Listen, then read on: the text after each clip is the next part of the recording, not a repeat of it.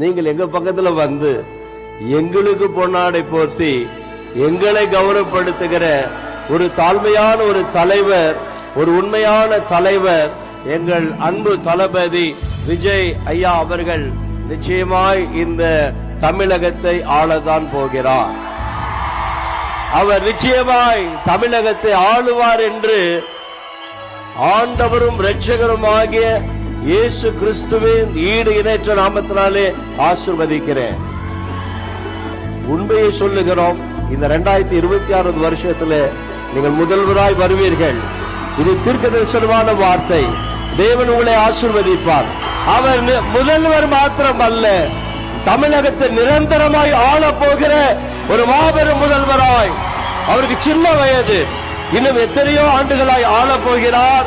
அதற்கு நாங்கள் கிறிஸ்தவர்களாய் எல்லா கூட்டமைப்பும் வந்திருக்கிறோம்.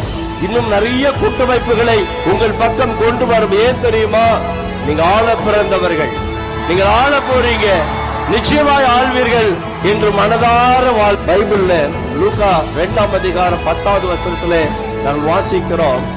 தேவதூதன் வந்து சொல்லுகிறார், இதோ எல்லா ஜனத்திற்கும் மிகுந்த சந்தோஷத்தை உண்டாக்குற ஒரு நல்ல செய்தி.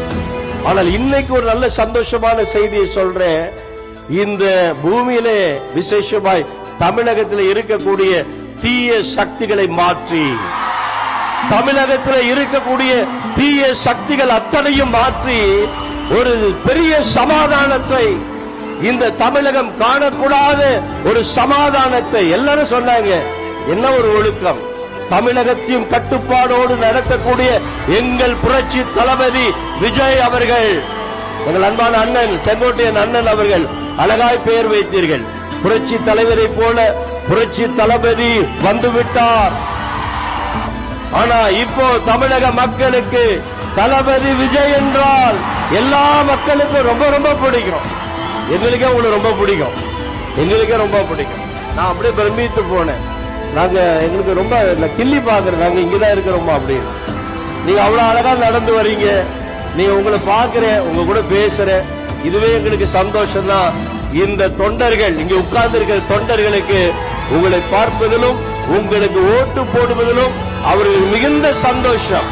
நிச்சயமாய் ஒரு பெரிய மெஜாரிட்டியோடு 200 தொகுதிக்கு மேலான தொகுதியை கைப்பற்றுவீர்கள் என்று சொல்லி எம்பெருமான் ஆண்டவராக இயேசு நாமத்தினாலே எங்கள் தளபதி புரட்சி தளபதி விஜய் அவர்களை வாழ்த்துகிறேன், ஆசீர்வதிக்கிறேன். கர்த்தர் உங்களை ஆசீர்வதிப்பார்.